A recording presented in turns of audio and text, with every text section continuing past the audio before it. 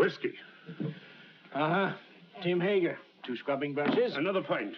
Where's your money? Well, 2 chimneys. Poster, would you deny drink to a dying man? A man should spend his money on food for his family. Mrs. Scoggins, would you come over here? I want to show you a new piece of material. It's fresh off the Boston packet. Isn't that fine quality? Now feel it. Be a wonderful dress for your little girl, don't you think so? It's money, money, money with your Poster. Nothing but money. I've been sorry for him ever since his wife ran off with that lieutenant. If he'd spent less on whiskey, he wouldn't have lost his wife. Let me show you another piece. Drunk or sober, Ma would have left him anyhow. She was that kind. Yeah, how do you like that for quality, huh? Let him have it. Very well, Tim Hager. You'll have your whiskey. But this is the last time... All right, Poster. No preaching.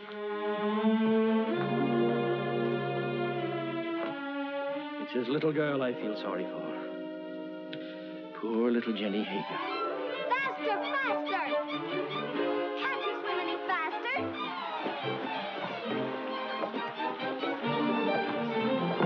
You're not even trying. Faster, faster, faster!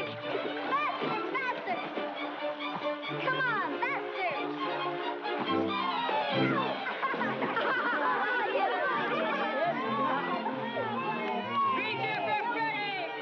Jenny Hager, you made me lose! You always blame it on something. I hate losers. You're scared of the water. I can't swim. You'll never learn till you get out in deep water. But I'm cold. Oh, why don't you go help your father in the store? Measure out coffee and count wormy apples. You're no good down here. Go on, Ephraim. You can't swim till you try. Go ahead, Ephraim. He'll drown. I'm scared. Let's pull him out. No. Look, he's scared to death. Jenny, he'll drown. Who cares? What's all that racket about? The Jets, run for it. Poor Ephraim. Poor Ephraim. I'll sit. Come on, boy. Hey, what's going on here? Good gracious. It's Ephraim Poster. What's he doing in the river? He can't swim, can he? Oh, what happened, Jenny? Those awful boys pushed him in. Poor Ephraim, poor. Nearly poor murder, Ephraim. that's what it is. If it hadn't been for you, Jenny, he'd have drowned. You all right, Ephraim? The boys didn't do it.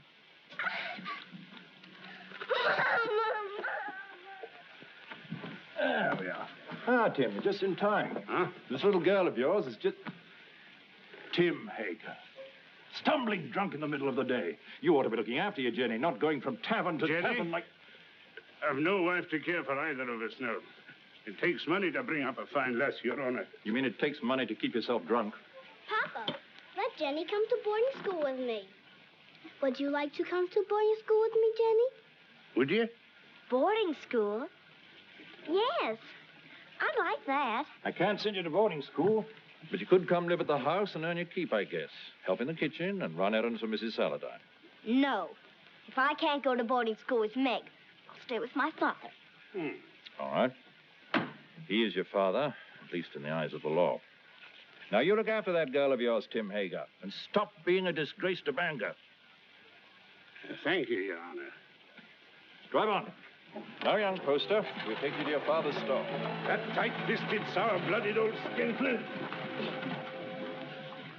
You might be better off with Mrs. Saladine, Jenny. Not in Mrs. Saladine's kitchen. I've no money to bring you up properly. Never mind. Before long, we'll have everything. Houses and carriages, horses and kitchen maids. All those things, my lass, you're a wee bit young. Just as soon as I grow up, we'll have everything we want. Because I'm going to be beautiful. Empty. Beautiful.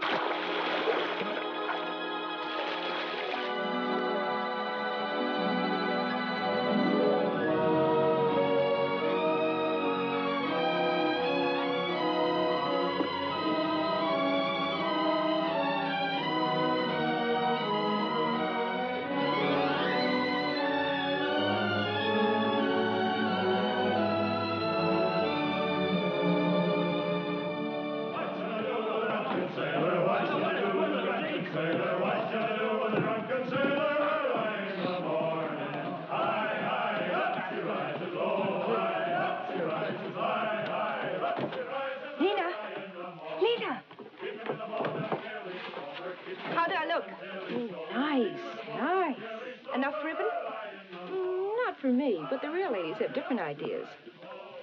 Oh, get some more color in your cheeks. And bite your lips whenever no one's looking. Men love red lips. Let's go down and meet the packet. Why should I? The sailors will all come up here anyway. Oh, but the best ones get picked off down at the dock. Listen, honey, with your looks, you don't have to worry. Why, you can get the youngest and the best-looking man on the river. I don't want the youngest. I want the richest. Jenny, that's a recipe for trouble. Don't worry about me. I can handle trouble. I know you can.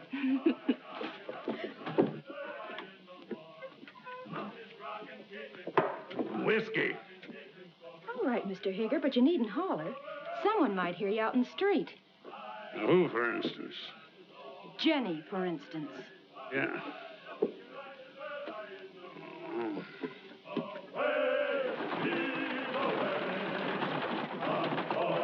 Put some life into those men. Come on. Heave. Away. Heave. Yo-ho. Heave. Away. Heave. Yo-ho. Well, Jenny, come down to see the cargo? It's exciting. Well, we get used to it after a time. I suppose I import more stuff than any other man in the state of Maine. How many vessels do you think I own, counting the lumber barges? 56. Who told you? Somebody? Here, have some tea. Got a handkerchief? Oh, I don't need one. Take a good handful of it there. It's a present.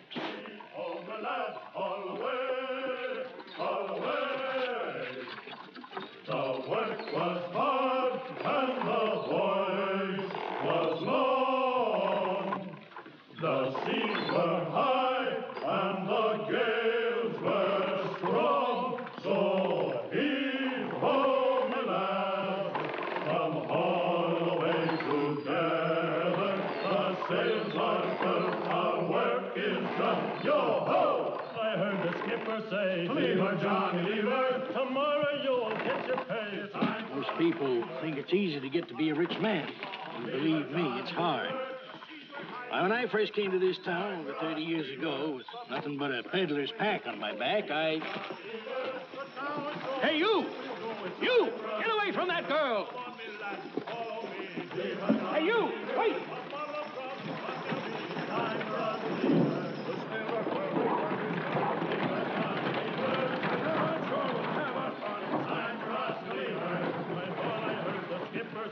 Leave her, Johnny, leave her.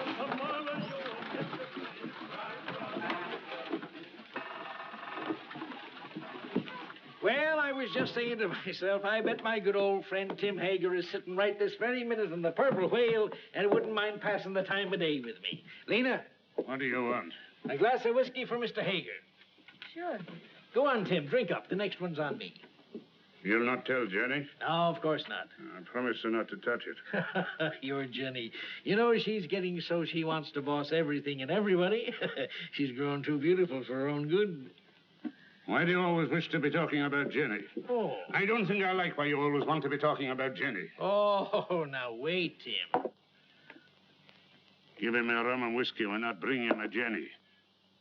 I know what you're up to. I? Oh, why, I'm just a dried-up old herring. She's too young and beautiful. So's your lad. And you sent him to Cambridge to keep him away from her. Ephraim? Why, he's too shy and scared of her. She's full of spirit. She's for somebody like that first mate. What first mate? Why, What first mate? why, Louis. My first aboard the Gadfly. He's as handsome as the old Nick, that boy. When I saw him and your Jenny walking away just now, I said to myself, there's a youngster who knows his way about with the women. Where are you going? Home.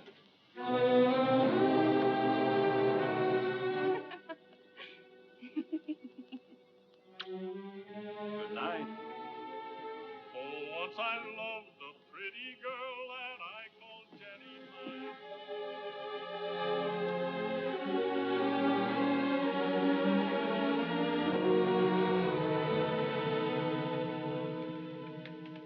You're like your mother. A wanton. That's what you are. Just like your mother. You'd like to keep me here forever, wouldn't you? Well, you couldn't hold Mother and you won't hold me. Aye, but I will, Jenny. No. This isn't the life I was born for. Men like me. And it's the men who have the money in this world. When a proper man comes along. You'll take him walking in the dark and kill him, most likely. I know you don't want any man ever to look at me. But they do. You lead them on, Jenny. It's so easy for you to turn a man's head. Not with you at my elbow all the time. There have been dozens of proper men ready to take me out of this trap. But will you ever let me go?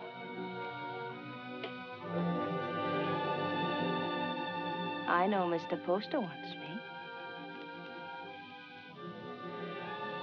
I made him want me. What do you think of that? There's a devil in you, Jenny Hager. A devil straight from the bad place. And I'm going to whip him out of you. You're going to beat me. This is one beating you're not like.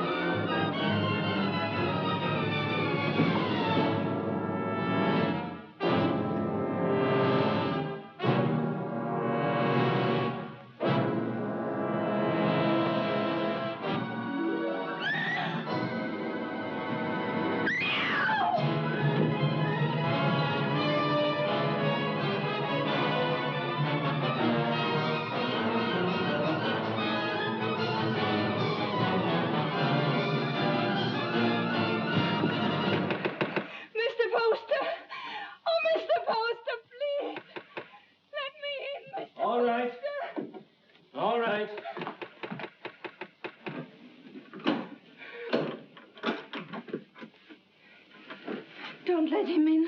Don't let him get me. He'll kill me, Mr. Poster. What is it, Jenny girl? Who's after you? Father took after me with a whip. Land of promise, Mr. Poster. Come help her, Mrs. Hollis. There now, Jenny. Don't worry. Everything's going to be all right. You bathe her and rub some butter on them bruises and put her in my bed. Oh, that Tim Hager, he ought to be birched. That would take 6 men to do it. He's big, Mrs. Hollis, but no bigger than righteousness. If the town don't birch him, he'll be birched by the Lord. You showed good sense, Jenny, in coming to me. I'll do this. You stay outside. Oh, there now. If you keep on crying, your face will be all swole up tomorrow. And that's no way for a pretty face to be. He held me with one hand so that I couldn't move. And then he beat me until I thought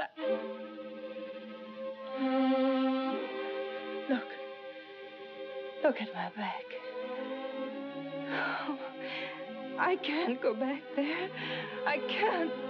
He's going to kill me. You're not going anywhere until you're healed and sound again. Now you get out of these things while I heat up some water. You'll be as good as new and just... Yes, Mr. Poster. Something you wanted?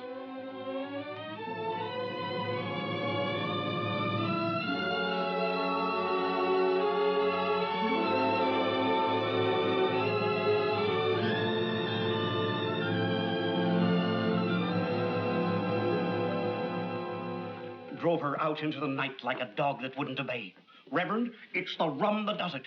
We ought to scourge every tavern keeper out of town and into the river. If I had my way... We ought to be deciding about the girl, Deacon Adams. There's been enough scourging for one night. One thing is decided. The girl mustn't go back to her father. No. Someone must take her in. I would, only my daughter Mary doesn't like the poor girl. Then she's not for your house, Reverend. Make a bad situation worse. I guess we could use her to clean and maybe help in the kitchen. But a young girl eats like a man. It's more than victuals, Deacon Adams. Your wife has all the understanding in her heart that a man could ask. But Jenny's of marriageable age. Yes, that's bad. And yet we can't turn her loose on the town's charity. She needs a home. Well, yours is fairly empty. Oh, no. Leave me out of it. It wouldn't be suitable for me to take her into my house. I have no wife.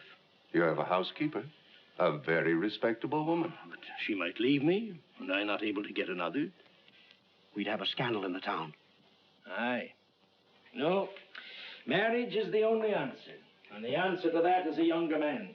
What about your son Ephraim? They used to be so much together. Ah, he's a schoolboy, frittering away his time at college.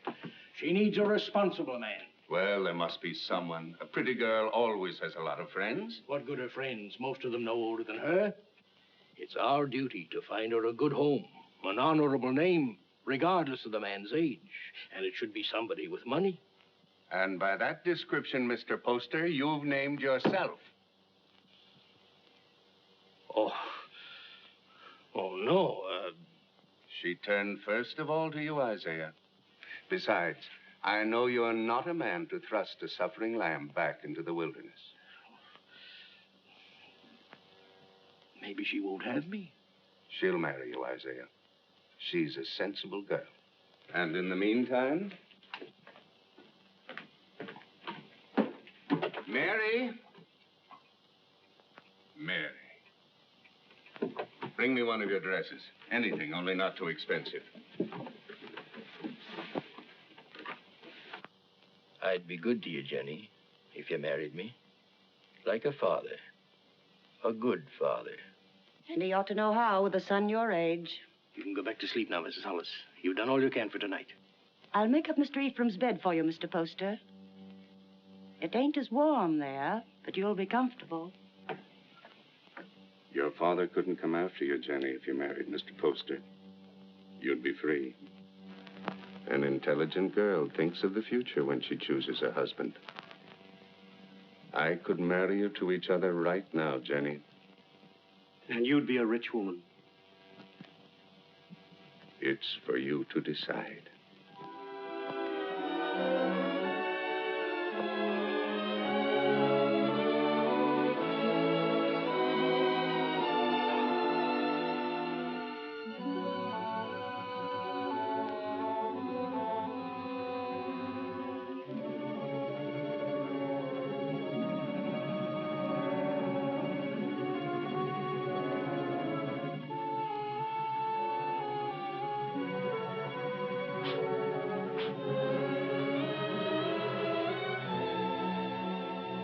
And when my father died, I turned to the only friend I had, Mr. Poster. He was very kind, taking me into his home and giving you a nice young mother. Think of all that means, Ephraim. You must learn to say yes, ma'am, like a proper son, because I shall demand obedience and love. And if you refuse, my dear son, I shall punish you by not kissing you goodnight. Now, Ephraim, do come home and see what a fine parent I can be. I do think families should be close, don't you? Jenny. Why, Meg Saladine, come in. Oh, if you're busy, Jenny, I can... No, don't go away. I was just ordering something from Boston. Something to brighten up the house. How nice. Mr. Poster's a very lucky man. This has been a very lonely house for him. Oh, I'm going to make a lot of changes. Meg. Yes? Will you help me? Of course, Jenny, of course. The water glass always here. And the wine glass here. And, oh, Jenny, you'll have to get rings for the napkins. Now, the biggest plate here. Oh, money changes everything. All I ever needed before was a knife and a spoon. But you want to be a lady. Give dinner parties and entertain your husband's friends. I'm sure Cleopatra never bothered about napkin rings. She didn't live in Bangor. Oh, that wouldn't have stopped her. It wasn't by knowing how to set a table that Cleopatra got along. Oh, Jenny. Every time I say something true about men and women, you say Jenny. Why does a proper lady have to be embarrassed about plain talk? It isn't honest, and it makes old maids. Doesn't anyone here care about church? Judge Saladine and Mr. Poster are waiting outside, and I am in the ladies' choir. didn't apply to me, that remark about old maids. I've already met my very special gentleman. He's not anyone in Bangor. His name's John Everett. He's Wood's boss for her husband, and he's a very educated man. Is he young? A little older than I am. Good looking? He's beautiful.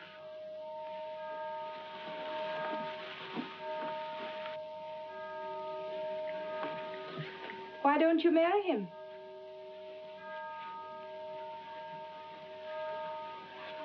He won't. He has no money. Oh, that's nonsense. Does he love you? Yes. And you love him? Then make him marry you. Oh, Jenny, I wish I knew how. He's not like the others. He thinks things out. I'd know how.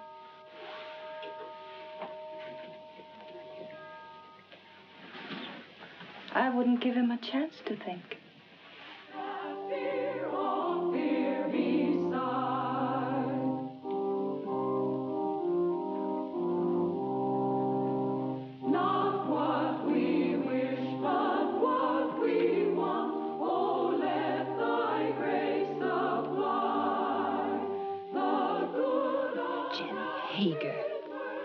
Jenny Poster.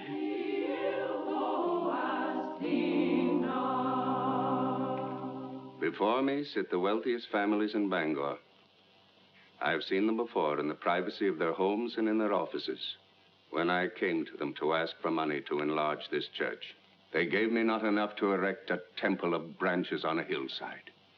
And so again today, in the house of God, as they sit here with their consciences, I ask them now to pledge funds to enlarge this church. I cannot ask of the poor, but I can ask the wealthy.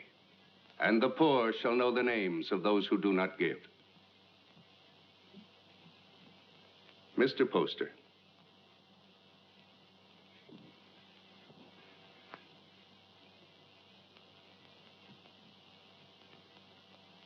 Judge Saladine? Mr. Burroughs? Mr. Bailey? Mr. Clayton? This is intolerable.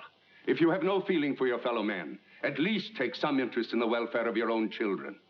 Grog shops and low houses cover every inch of our waterfront. Our wealth is poured into Devil's Half-Acre. And our young men, your sons, have nowhere else to go. Give me a bigger church, and I'll keep them here. Will no one pledge to the church more than just enough to save his face? Mr. and Mrs. Isaiah Poster will contribute $1,000.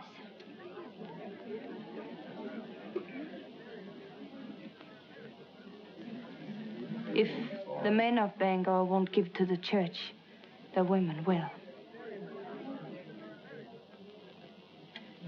Mr. and Mrs. Partridge pledge $500.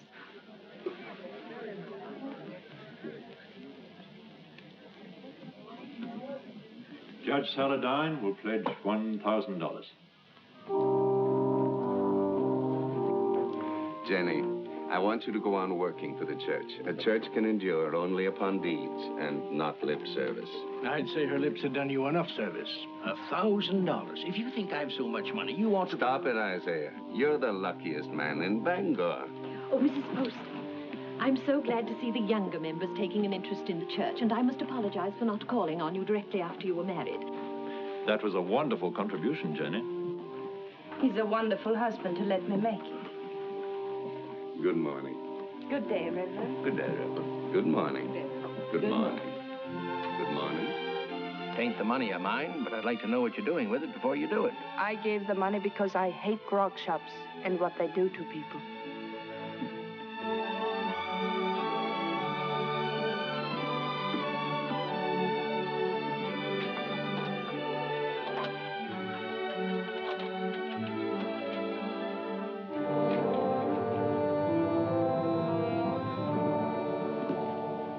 How are you, Father? Hello, Mother. My name's still Jenny.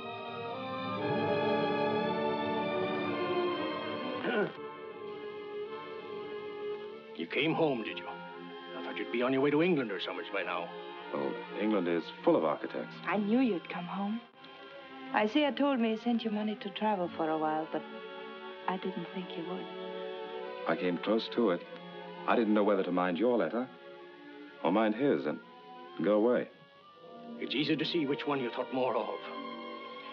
Now, why do we stand here? Let's go in around.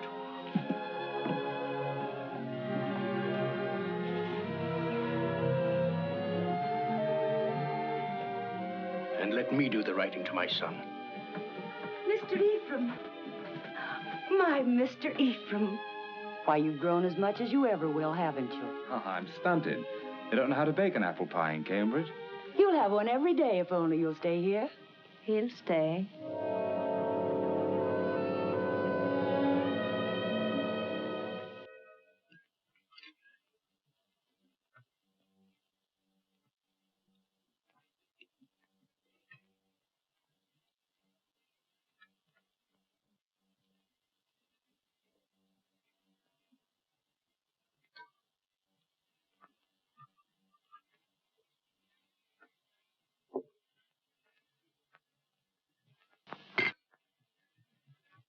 You'll find little to keep you in Bangor, Ephraim.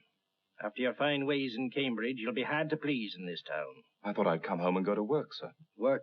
Yes. What's your time worth to anybody? What did you ever do but waste it? It wasn't wasted. He's an architect. And a good one, too. How do you know? The same way you know he ain't.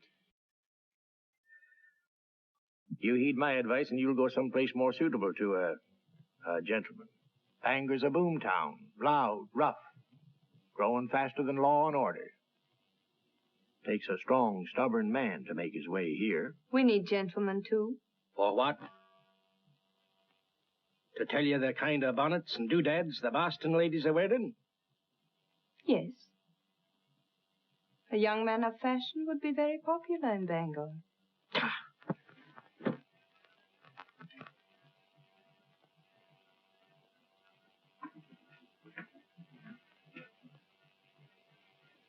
I'll join you later. Well? Yes, Father. But you said yourself that Bangor was a boom town. Fortunes are made every day. Rich people will want fine houses. You heed what I said in my letter. Travel a bit. What makes you so angry with me? All I did was to come home. I get angry at you because of your ways. You think I don't know how you've been spending my money. Hard drink and easy women. I know your kind. Isaiah, you shouldn't upset your father. I'm sorry. All right, Father, I'll go away. If you really want me to. I don't think he does. You want your son to live at home, don't you, Isaiah?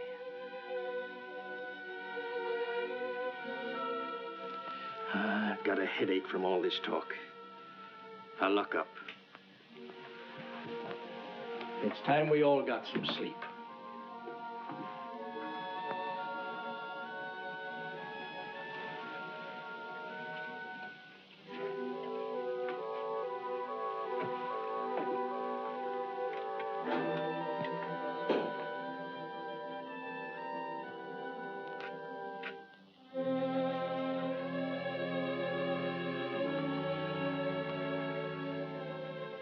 Shall I light your way? Thank you.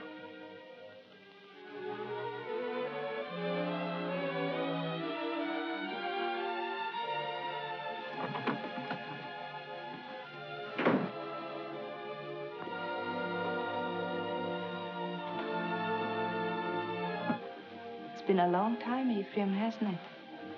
A long time, a lot of changes. Did you really like that kind of woman? That kind he spoke about?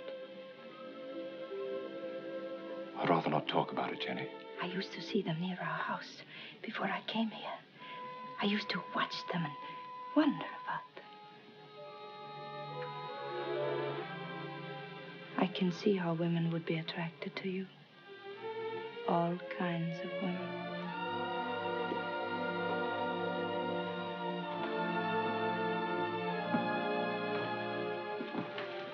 Good night, Ephraim.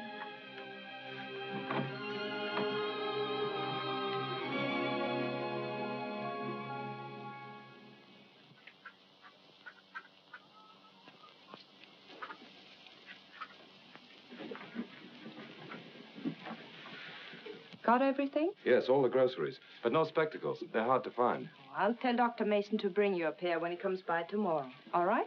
Oh, please, not Dr. Mason. He's a very good doctor, but he won't wait for his money. You're not to worry about money. Your husband worked for mine for a long time, and if Mr. Poster wants to send you a doctor and a pair of spectacles, it's his privilege. Mr. Poster? I'll be by in a few days, and in the meantime, if you need anything, send one of your children. Thank you.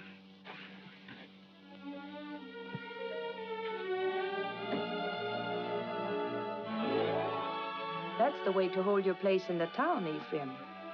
And the people love you for it, Jenny. And I do want my husband and my son to be proud of me. Well, I wanted to see how you spend your days. Thanks for showing me. You've grown, Jenny. My father's wife's a great lady. I think behind Mrs. Isaiah Poster, you'll still find Jenny Hager. You remember Jenny Hager? Oh, that little ruffian? Oh, she pushed me in the river right here. That isn't true. The others pushed you in. I pulled you out. Oh, that's right, you did. Of course I did. Didn't we always stick together? Ephraim and Jenny, side by side against the world. Oh, we had good times here, didn't we? Better than we knew. Shall I tell you something? I always think of this as our place, yours and mine. This is where we first thought we were in love. Yes. Silly, wasn't it? This is where you came to tell me your father was going to send you off to college. Yeah. And I said it was because of me. And I said he'd never separate us by sending me away.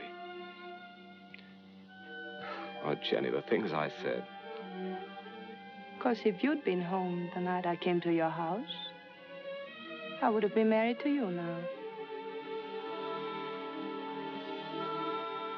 Let's go, huh?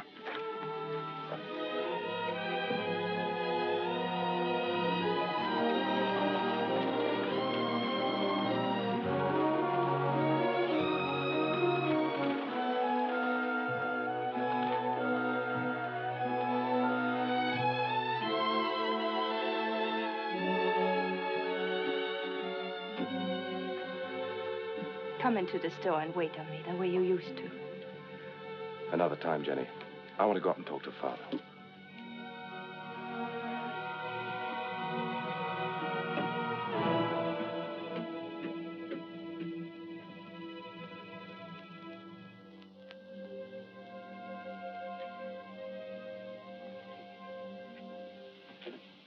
Hello, Father.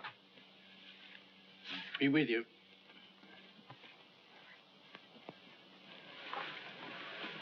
What you been doing all day? Oh, driving Jenny around.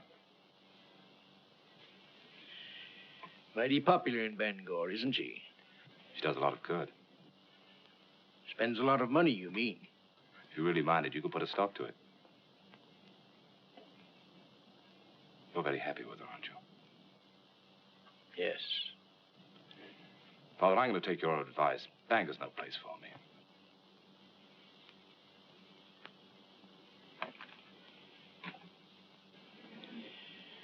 When will you be leaving? Right away, before the river freezes. I thought I'd spend the winter in Boston and then go off to Europe in the spring. I think your father needs you here, Ephraim. Why, Jenny, you feet like a bird. I didn't hear a sound. You want him to stay, don't you, Isaiah? Why don't you tell him you want him to stay? Can't you be honest with your own son? I'm honest with everybody. You might be of some small use to me if you stay on. But if you don't like it here, get out. Only don't come meeching back again. If you go, I'm through with you. I'll take you home.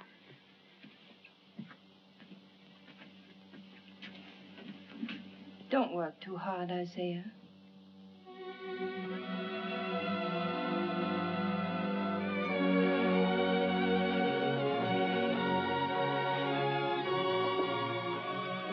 Surprise. When Bangor's Lady of Mercy goes out to deliver her packages, her sleigh should fit the season. That's a confession you've been thinking of me. Of course I think of you. Yet you've been avoiding me. Careful. Paint. Put it down.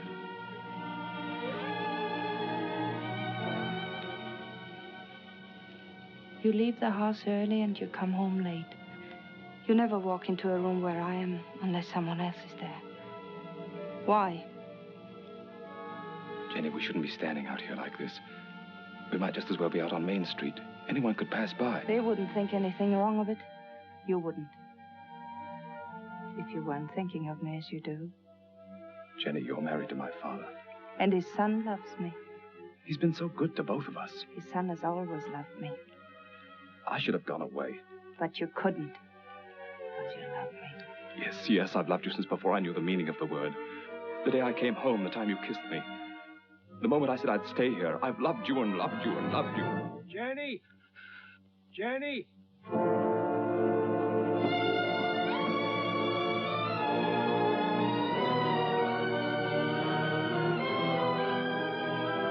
Jenny! Father's very ill. Send for a doctor.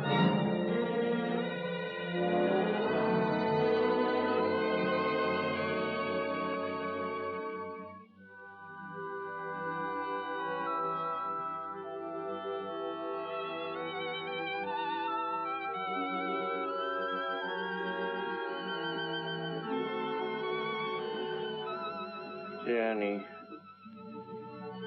Yes, Isaiah, I'm here.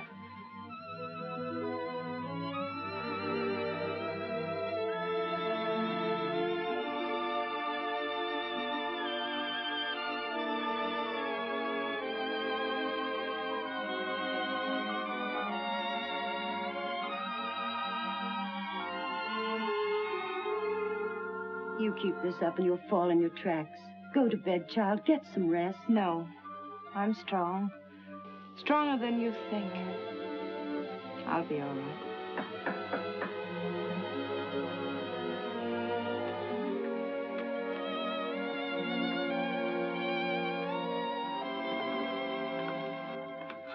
How is he?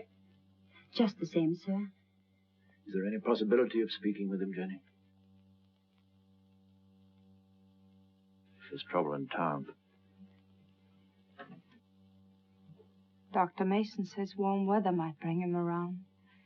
But that's a long way off. We're at our wits' end. There are too many people in town, too much idleness. Did you hear the shooting last night?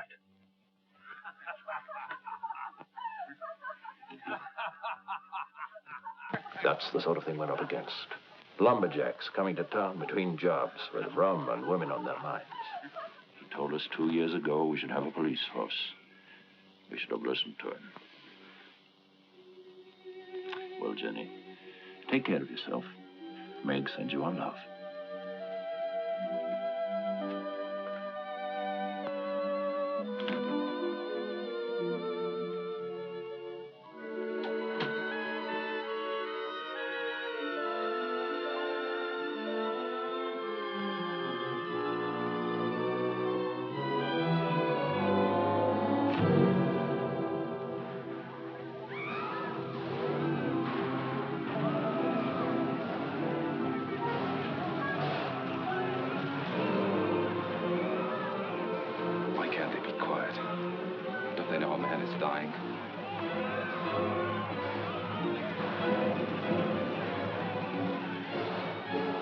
They burn to the ground.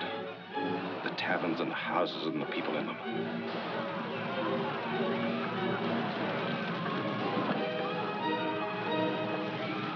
Judge Solidifies.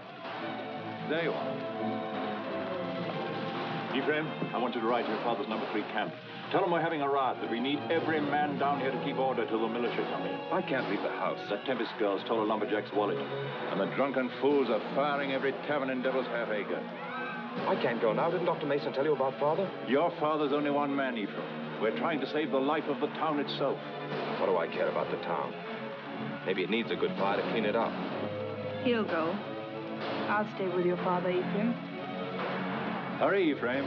We need those men.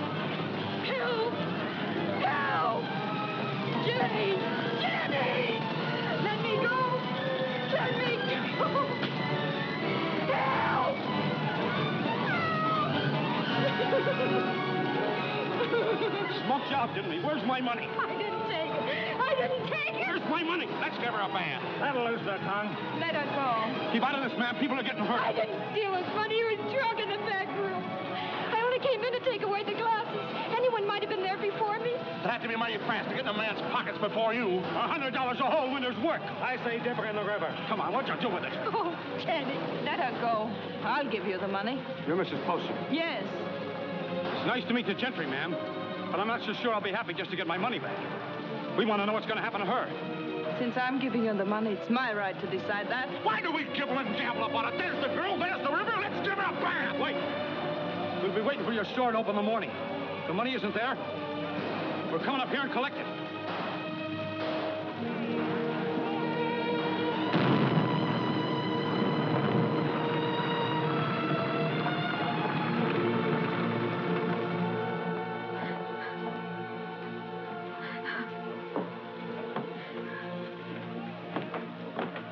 They're crazy with drink, Jenny.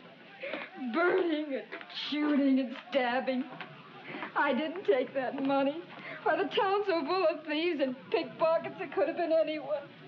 They were going to tar and feather me. And I hid upstairs under the rafters. They burned the place to the ground.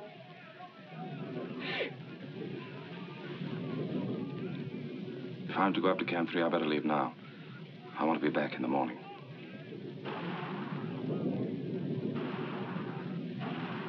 Oh, Jenny, what am I going to do now? I no place to live, no place to go. It isn't right, Jenny, to be smoked out in the streets like an animal. I don't want you to worry about it, Lena. I want you to rest. Lena, do you remember the house I used to live in? Well, I want you to stay here for the night, and tomorrow you move in there. Won't cost you a cent, and if anyone should bother you, you come to me. Oh, you're good, Jenny. That's why you come up in the world. That's what I tell everybody about you.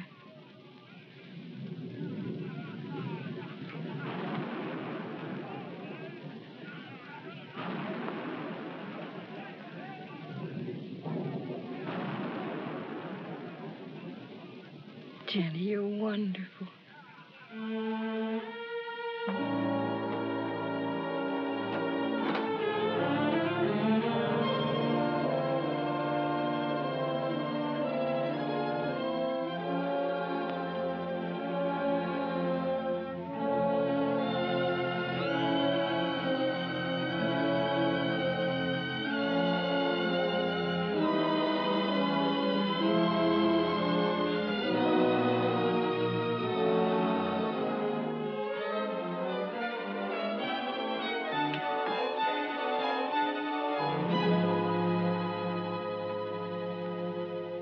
Are you going to take the carriage or the brown mare?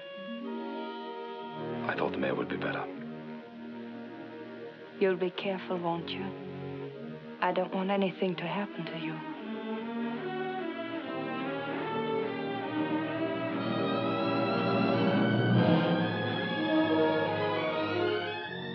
Mrs. Poster? Oh, Mrs. Poster?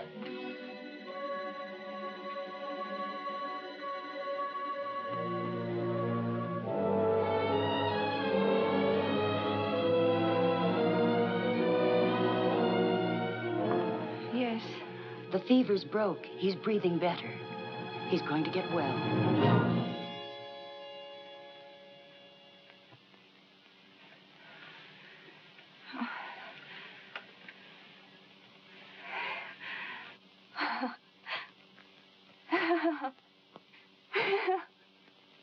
Jenny, my poor child. You've been so brave. But you mustn't break down now. You mustn't.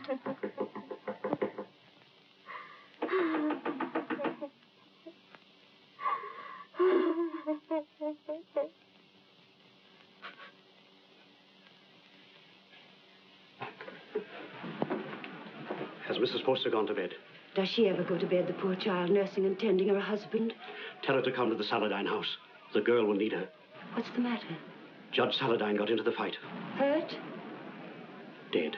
Ask Mrs. Poster to come with us. It needs a woman to tell the girl. Mrs. Poster's been under a great strain. She's gone through enough. You better get someone else. Wait.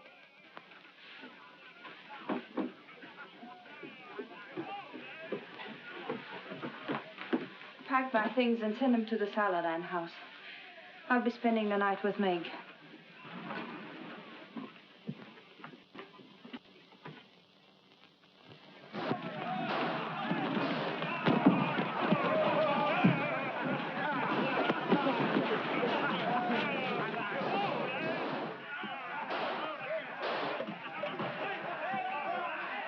What's the matter? You squeamish?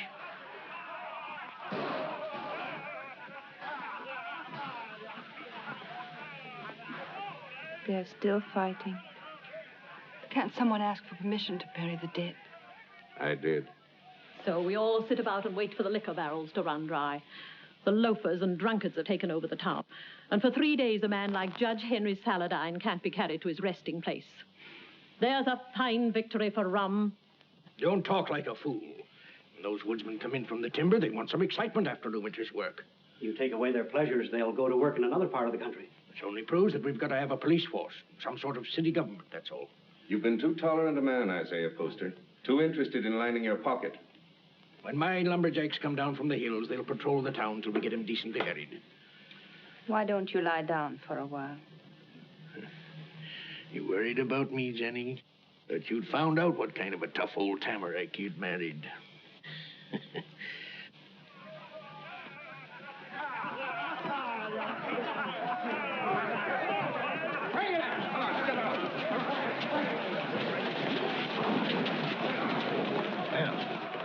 We can start the funeral. What I said still goes. Get a little law and order in the town, and the grog shops can stay. Good for business. Where are you going? Those are my boys. Going to give them orders.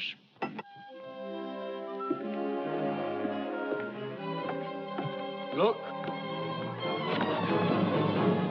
Oh, I say, are you hurt? You all right, Mr. Poster? Yes. Now, John, I want you to take some of your men ahead of the funeral procession, put some alongside and some at the rear. Keep it all as quiet as you can. The funeral should seem peaceful. Jenny, this is John Everett, my wife.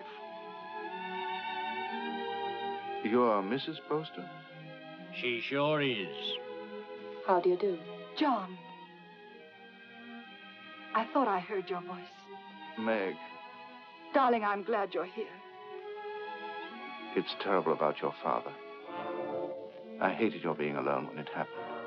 I pretended to myself that you were with me. It gave me strength. But if we don't have the funeral soon, I'm afraid I'm going to break down. Meg, you'll come to our house this evening. You'll be with us, won't you? Thank you.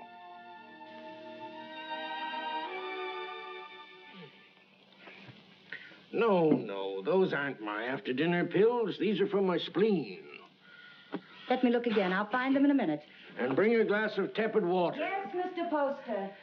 Shall we go into the parlor? No, Jenny, leave them alone.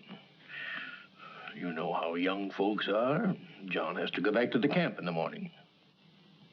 Go back? Yes, of course. Darling.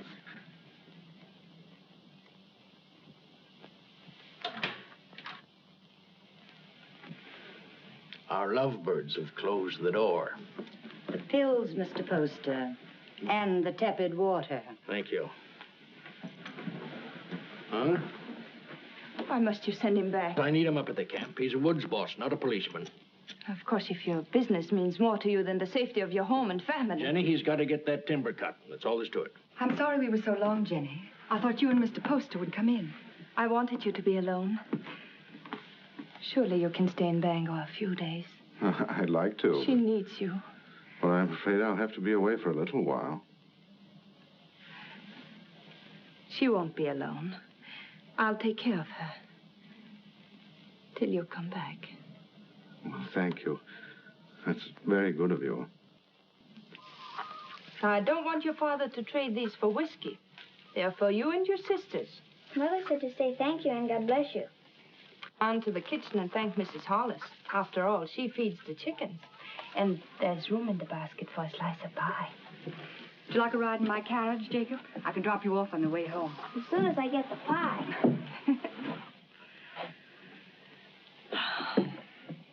Isn't it a beautiful morning? Jenny, I've been wanting to speak to you. You have? What about? Well, not here. Let's walk down to the river. Oh, but not now, Ephraim. I've so many things to do. Jenny, why isn't it possible for me to have a minute alone with you? But we're alone now. It's not my idea of privacy. Mrs. Hollis in the kitchen, Father home every day, Meg following you about. I'm sorry. That's a very short answer, Jenny. What is it? Have you seen somebody else?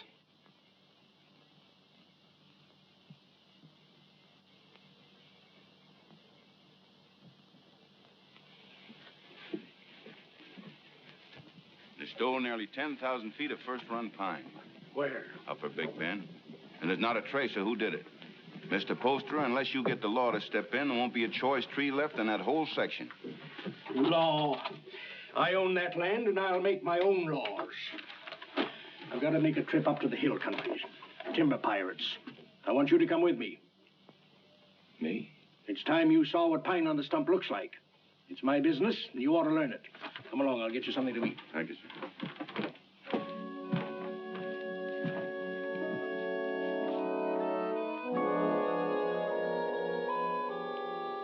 Jenny, What are you waiting for?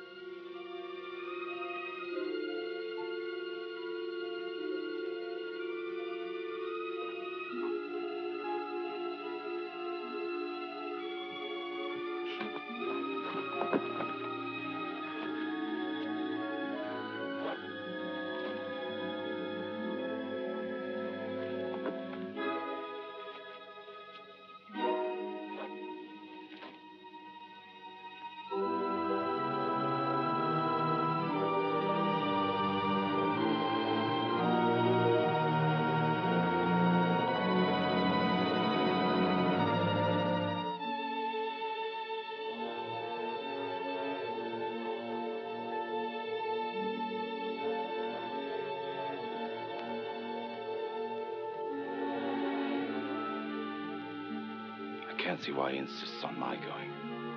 I'll be dead useless weight, and afraid of the water besides. Boats would be bad enough. These will be canoes, flimsy Indian canoes made of birch bark.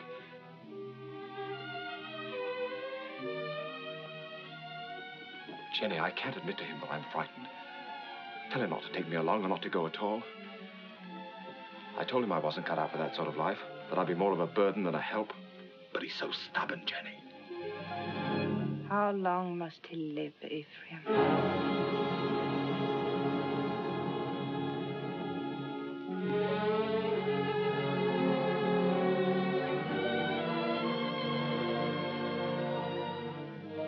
How long must he live between us? Jenny, don't talk like that. I want you to do something for us. But you're afraid. I could promise you so many things, and yet you're afraid. He's my father. As long as he's alive. Why does everything frighten you? You're going to make me very angry. And if I get angry and go on wanting you the way I do, I might tell him what happened between us. Nothing has happened between us. No. But which of us will he believe? Jenny, you couldn't. You know what that would do. He lived a full and useful life. It would be a pity to see him die. But a greater pity to see his life ruined. With a lie. We've been living a lie, Ephraim, and I want to be done with it. I want you to return alone.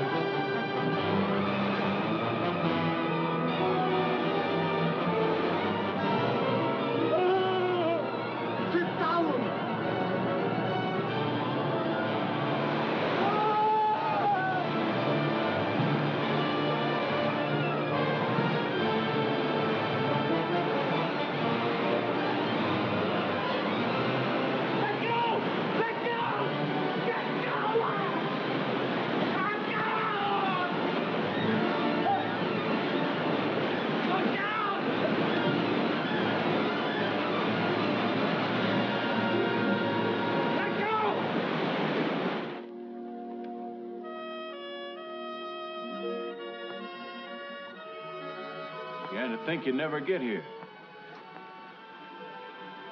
Where's the old man? Where's your father? What happened? What happened? He make all man die. Now, we go through swift water. He afraid. He stand up in canoe. And the canoe turned over. Mr. Poster was too weak to swim. They fought to see which one would get that bailing bucket. I guess you can see who won. He's dead? I guess he is, man. Where's his body? Must have settled in the quiet water further down. I'm sorry, but we hunted all we could. I'm sure you did. That's the whole of it. Except what Mr. Poster here can tell you.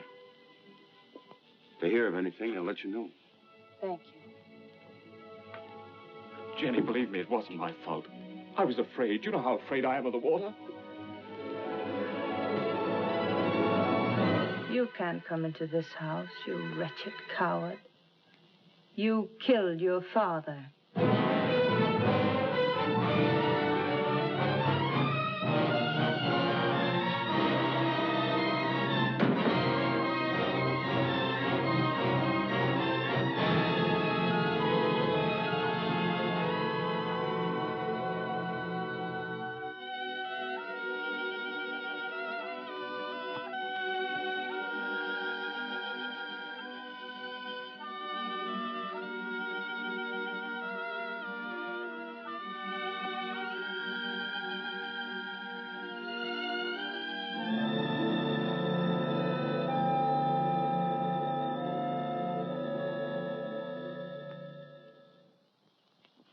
My husband was a fine businessman, but it never occurred to him to provide for the handling of his fortune after his passing. Well, there'll be no cold on Friendly Bank telling my woods bosses what to do. No disrespect intended, Mrs. Poster, but it's a man's world we live in up in the woods, and we don't rightly see how a woman fits in. Duncan's right. He's right, ma'am. You'll go right on living in your world without interference. I'll own the properties, but you'll take your orders from your superintendent, John Everett. That's fine. That's fine. That's a great honor, Mrs. Poster, but My husband would have selected you, so I'll do it in his place. Thank you for helping me, gentlemen. This will be the first time I ever worked for a woman. Go down in there.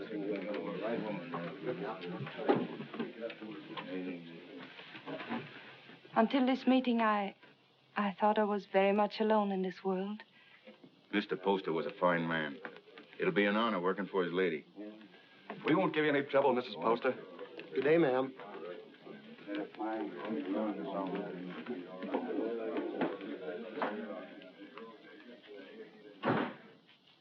This is a wonderful thing you've done for me, Mrs. Poster. Have you any objections to working for a woman? Well, that depends on the woman.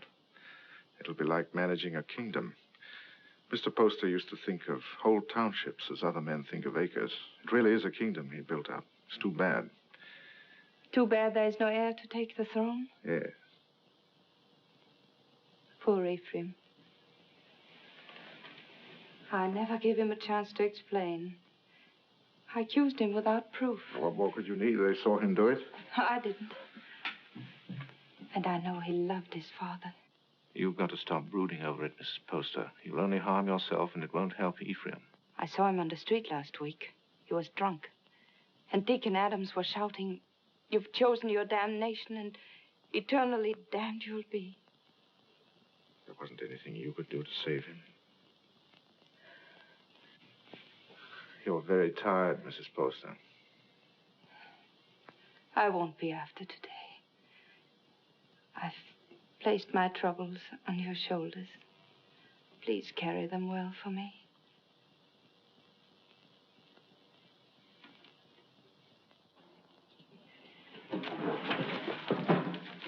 Meg, Jenny spent all morning getting them in order. Don't, Meg. You'll only mix them up more. I was only trying to help. Oh, I'm sorry. I didn't mean to shout. You're tired. In every bone, driving timber was nothing to this. You might as well have remained in the woods for all we see of each other. I'm doing my best, Meg, but the work takes up all of my time. I know. I wasn't criticizing. I was just wishing that... But what? John, Yeah? I'm lonesome. John? I'll see you tonight. For dinner? That's a promise. Meg, I haven't seen you for days. Food for a hard-working man. Ah, that's nice. And a cup of tea for both of us. You'll have some, Meg, won't you? There isn't enough for the three. I'll give up mine. The accounts receivable are all mixed up. I had them in order, but then the wind came in. Oh, later. You haven't eaten since morning. Meg, your man doesn't take care of himself.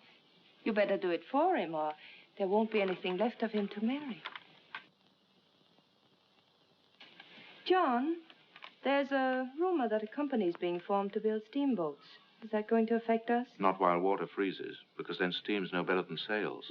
But steam trains, Jenny. Just think. There'll be one to Old Town, and one maybe to Holton, and definitely one coming this way from Augusta. And we can load our wood right on our own trains and get into market weeks before the ice breaks. We'll outsmart everyone in the business. There'll be no stopping us once we get started. Jenny, you'll be the richest woman in New England. Then we'll have to make you the richest man. What's happened to Meg? Meg?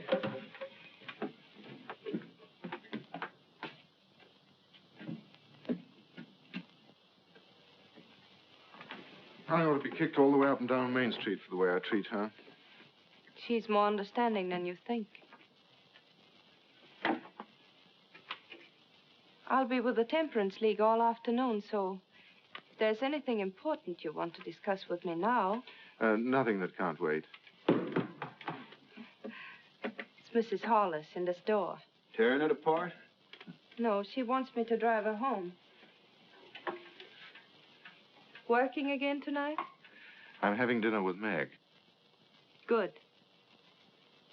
Take better care of her, John. You do neglect her. Goodbye. Bye.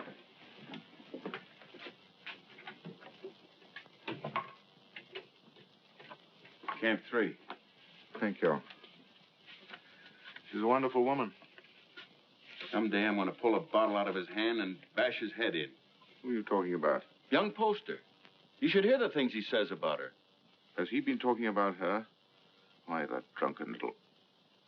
I've seen her nearly sick with worry over what he's doing to himself. Find out where he stays. I want to see him. Poster, are you in there?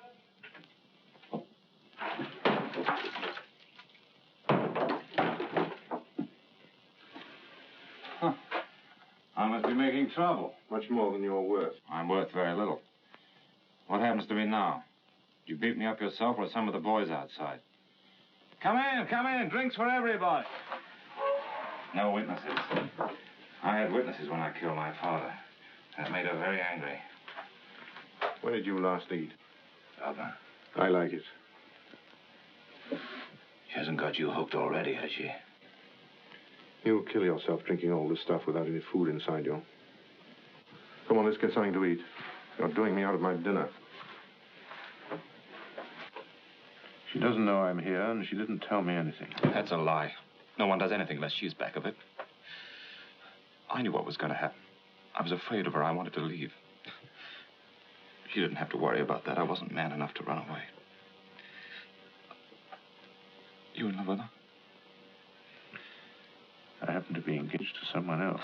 What difference does that make? Jenny was married to my father. She told me one night she'd marry me if he died. You don't believe a word I say, do you? You're like everybody. No one will believe me.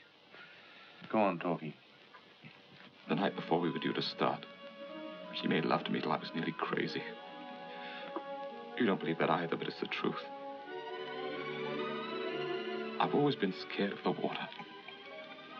Even when I was a little boy. Jenny knew that. I was scared in the canoe on the trip, and I couldn't eat or sleep anyway from thinking of her. I only remember being in the water with a bailing bucket holding me up, and somebody grabbed for it. I beat him off till he sank and drowned. I didn't know who he was.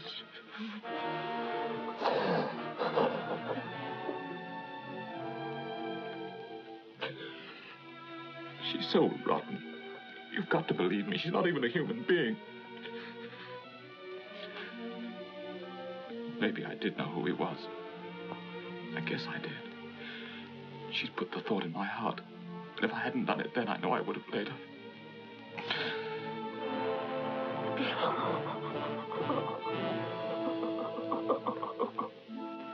I don't know what you're talking about.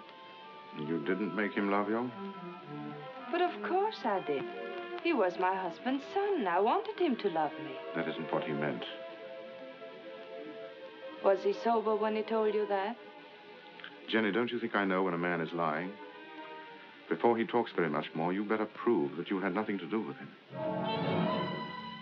Prove? To whom? To the town. The town? Is that what you want? Come back with me to his shack. I want you to face him. Now. But... the rain. You know what happens to the roads in the rain? Yes. They get very muddy. But they don't change their direction. Good night. Oh, no. It isn't that I'm afraid. You mustn't believe him. Please. All right. I'll go.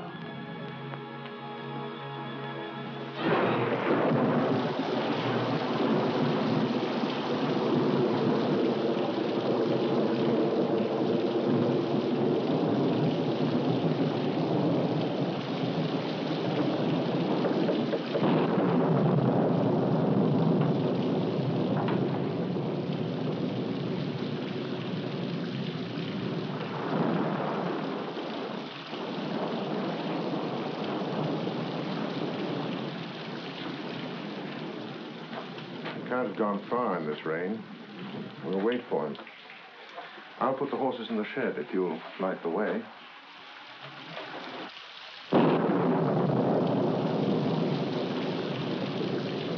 See if the shelter's clear.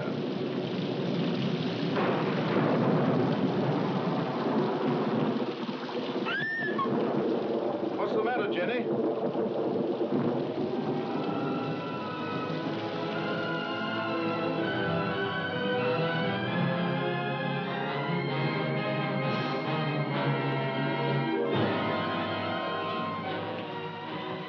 Don't look, Jenny.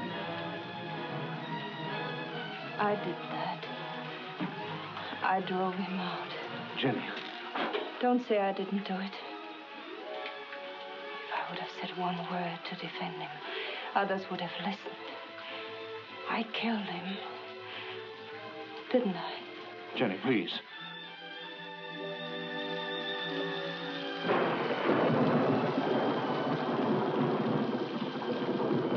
Go inside and sit down. You're shaking.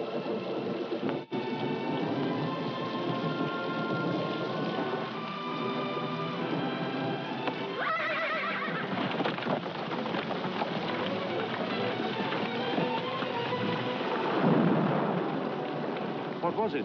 What happened? They were frightened.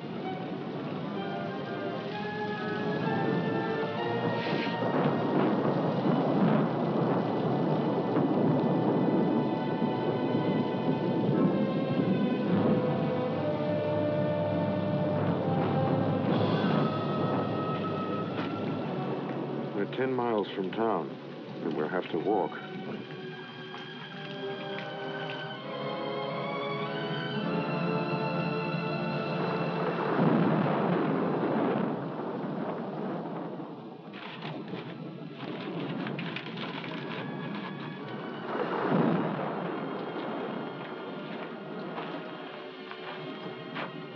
I can't understand how Ephraim could have done a thing like that. It isn't atonement, it's running away. And you can't run away from the hereafter. It's not Ephraim who's upsetting you. It's because you're here with me. Well, aren't you worried about your reputation? It's a small thing to worry about after that. We'd better try to sleep.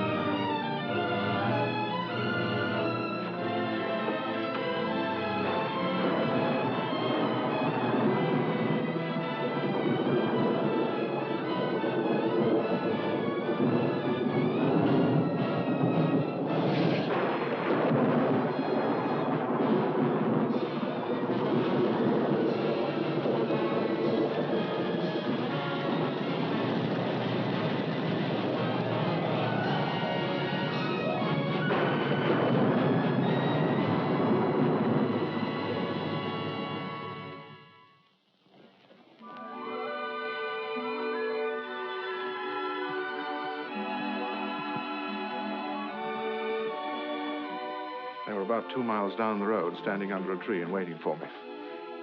And the carriage? Just a broken axle. I can fix it in an hour.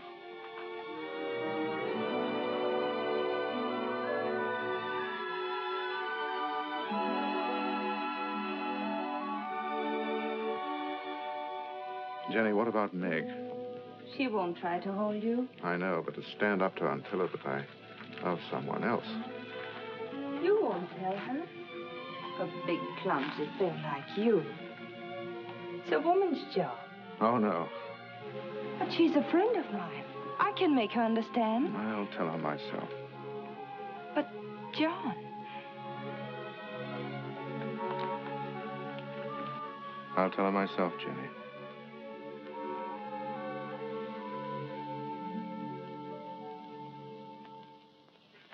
It must have been the storm. That's the only way I can explain it. The storm and the excitement and the lightning struck us. What more can I say? It's nice that we're such friends. Makes it easy to talk this over. There's nothing to talk about. I love him. But if you still want him, he's yours. You know that. You know I'd give him back to you if you asked me to. I suppose I'm a fool. Why? I should have realized that when he said he loved me, he must have said the same thing to you just the day before. No, he didn't. He never said those words to me. I thought it was because he was shy.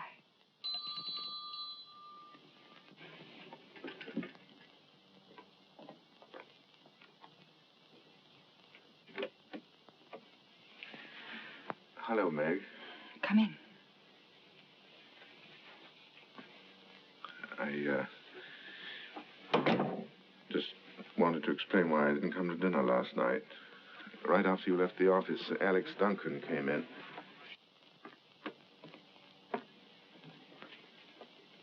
Jenny, I told you I wanted to explain this to her myself. I didn't think you should. I'll be waiting for you outside.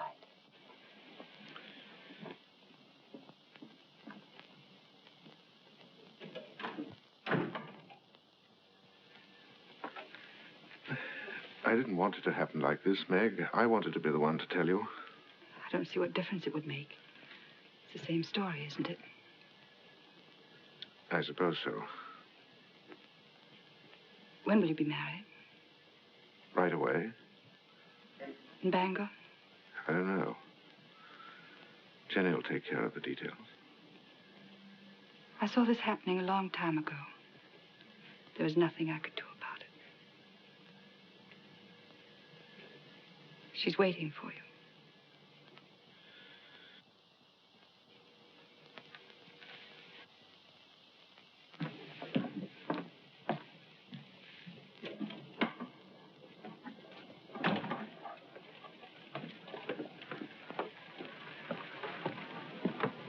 Jenny, how could you do a thing like that? I thought if you came here alone, you wouldn't come back to me.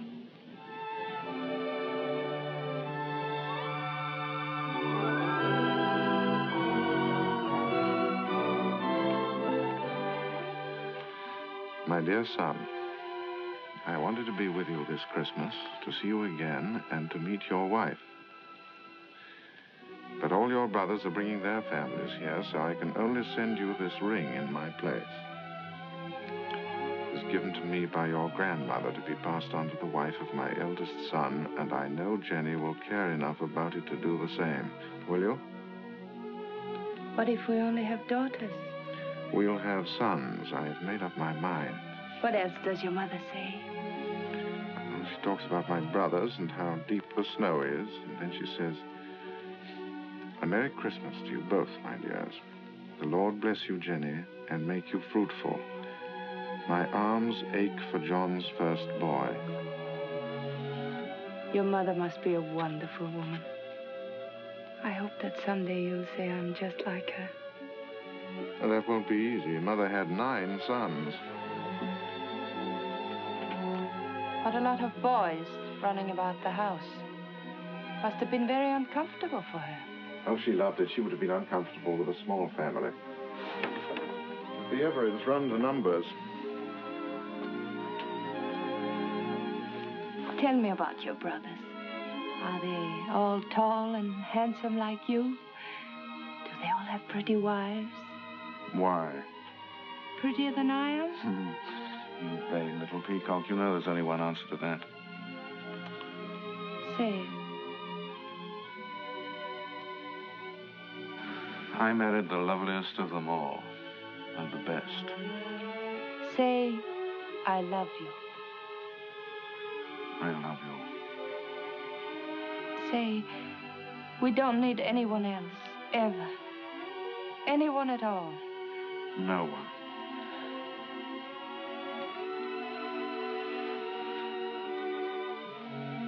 I always lose happiness. I can't seem to hold it. Keep me happy, darling.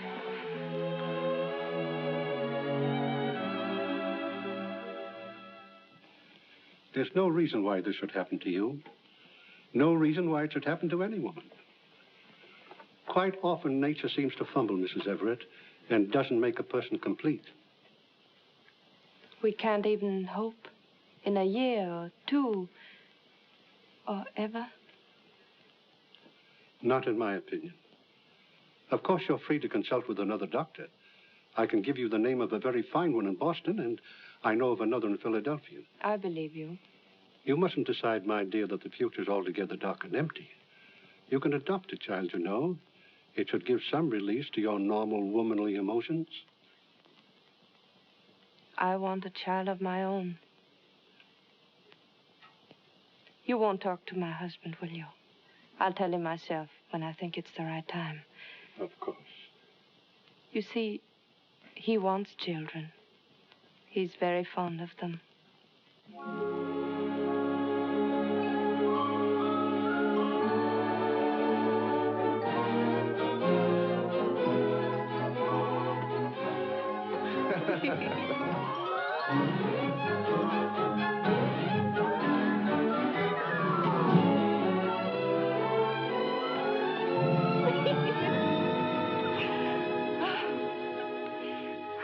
I never knew what love was before you. I know now. I was never married to Isaiah at all. Jenny, I want you to forget Isaiah. I want you to forget your whole life before I came into it. You know, a lot of new furniture isn't going to change that house. Why do you want to go on living in it? Oh, but it's a good house, John. It'll stand for a long time. At least until we know just where to build another. Well, I'm not finicky about where it'll be. I just think you want to go on living in that old tomb.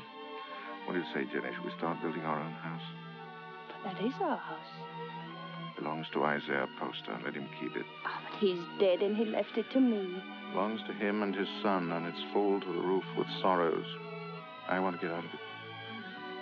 I want new rooms and more of them. And for the sake of our children, I want light and air. There are enough rooms now. Which isn't the right house, Jenny.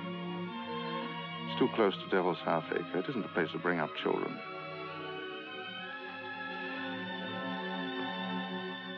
There won't be any children. Nonsense. Is it? Ask Dr. Bailey. He'll tell you.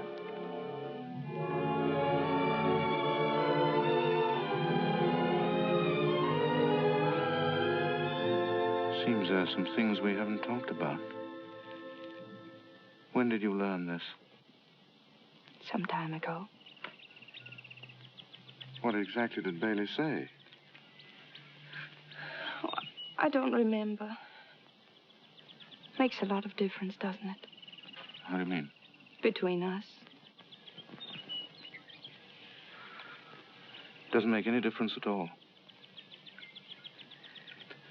There are many things a husband and wife can live for. I wonder what you'll think in a few years from now. I'll think that you're more beautiful than ever, and that I love you very much. Oh, look. There's Lincoln Pettridge. He's a great man. He has special powers.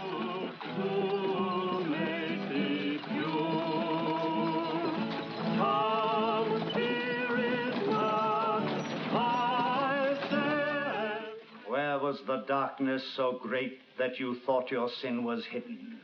There are eyes that search out every sin. There is a tongue that will accuse you on the judgment day. There is a hand that is terrible in its strength. What is so beautiful as a pure woman? What is so vile as an evil one? The good women of Bangor, such loud amens and nodding of heads, because I spend my fury upon her, and not on you. How pious you are. How good with your eyes cast upward. Can one of you step forward and say, "This is my soul. See how it shines." Can one of you hope to escape the terror? How sweet are the ladies of Sodom and Gomorrah. How sweet in silks and satins and laces and ruffles here in the house of God. How costly must be the perfume that will not let you smell brimstone. What great secrets are among you? Who is named Vanity? And who is Lust?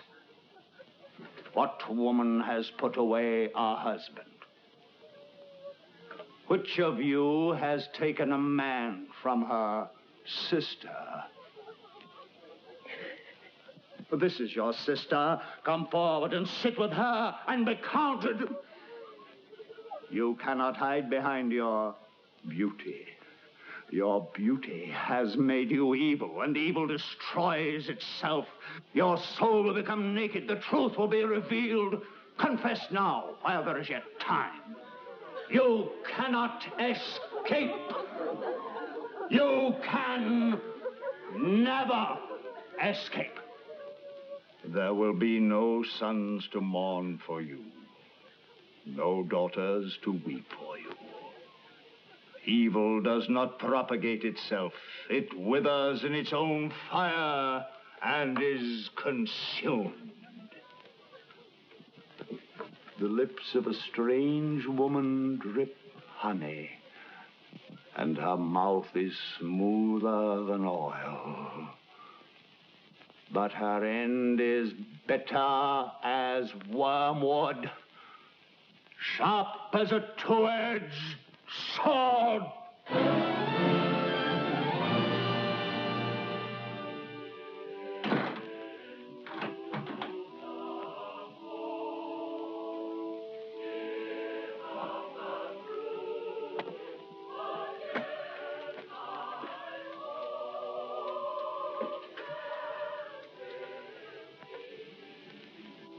What's the matter, Jenny? I want light. It's so dark.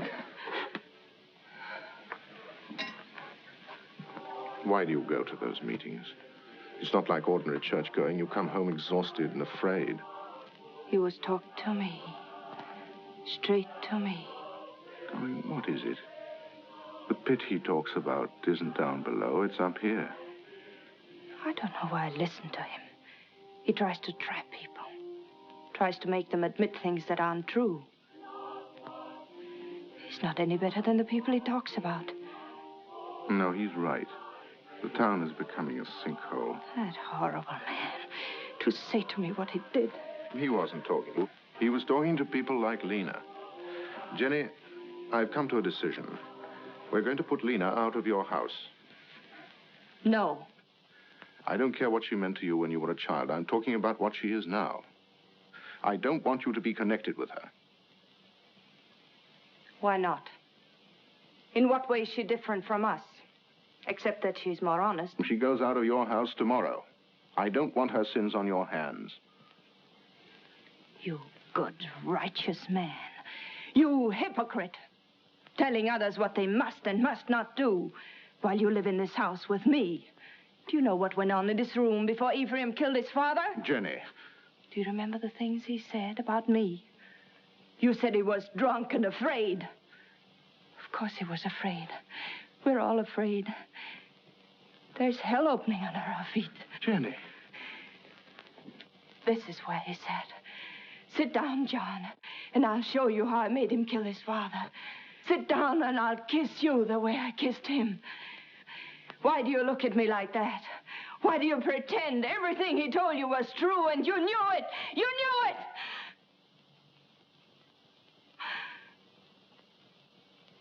Oh, I don't know what I'm saying. Oh, I'm sorry.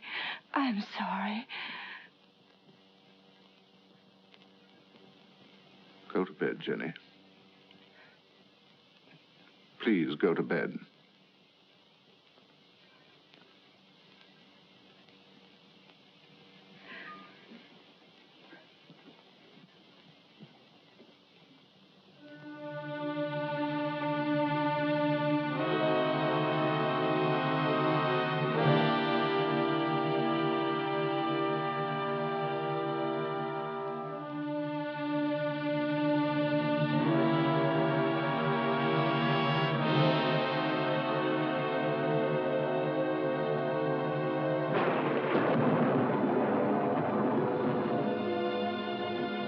John, is Mrs. Hollis back from church?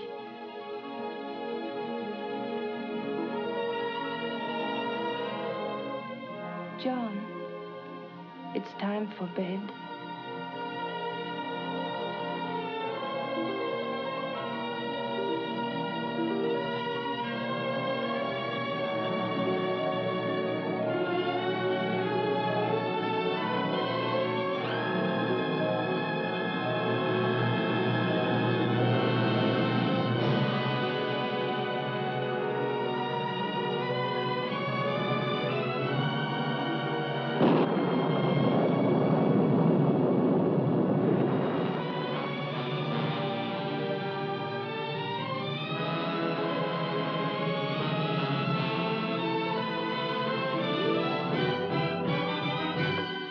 John, please forget what I said.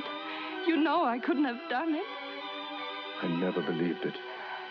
I tried not to believe it. Because you love me. You still do. Yes. Darling, don't be unhappy. We know each other now, and that's good. There'll be no more misunderstandings, no more quarrels. Oh, darling, there'll be just the two of us. No, there won't. There'll be 3. There'll always be Ephraim.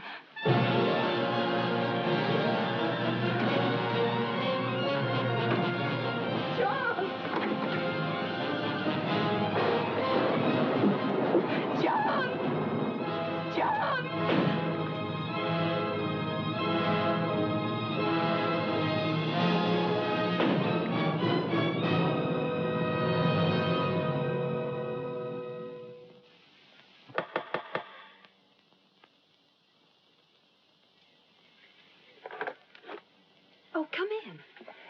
Mary, I'm looking for Mr. Everett.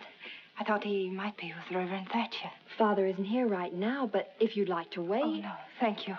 I have no time.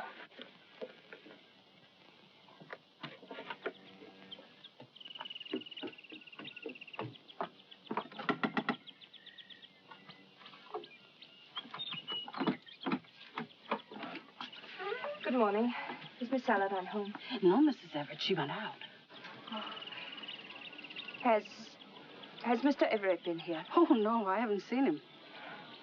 Thank you.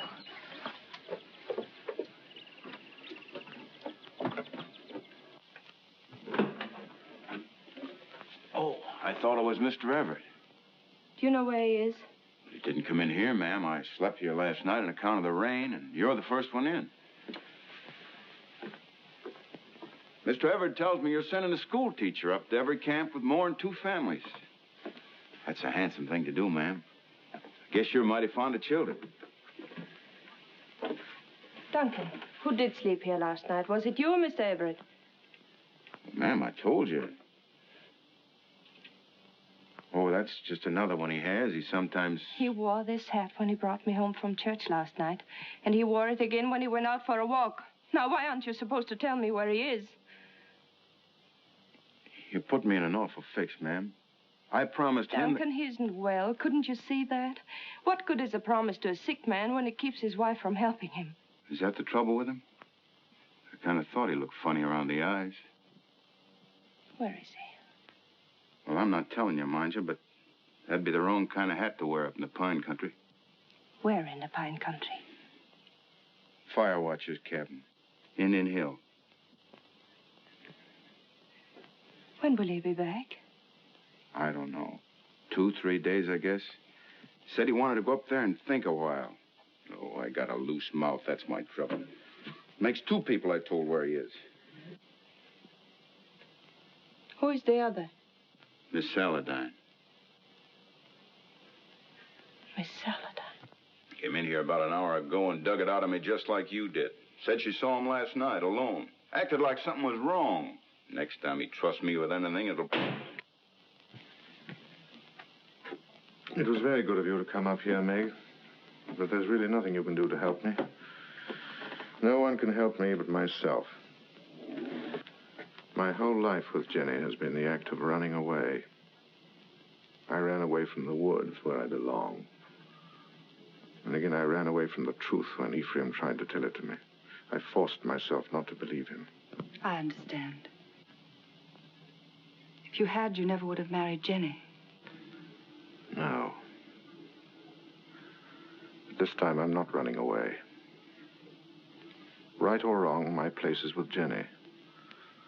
I love her, and I'm going back to her. John, I'm glad. Because I believe that her love for you has made her as good as everyone always thought she was. Shall we go now?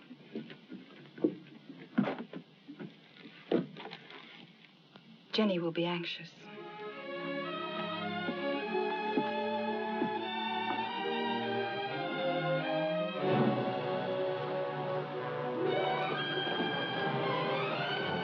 It's Jenny.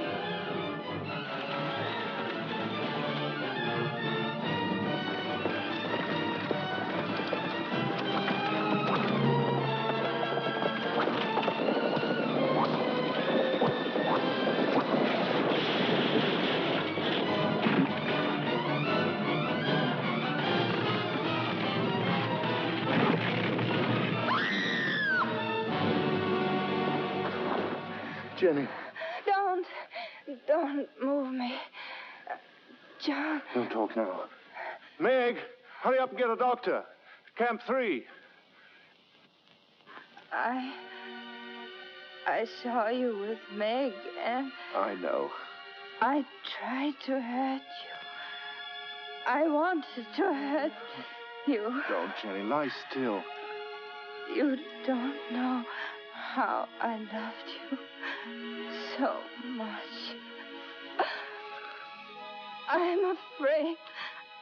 Oh, John, where will they bury me?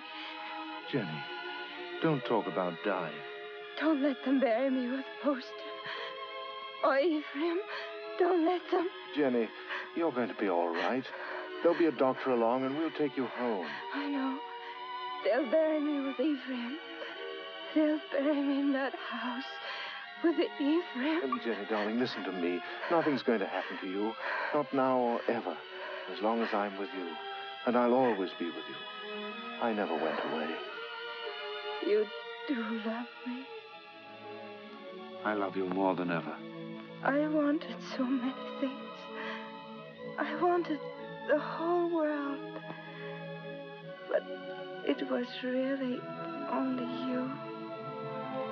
Jenny. Jenny.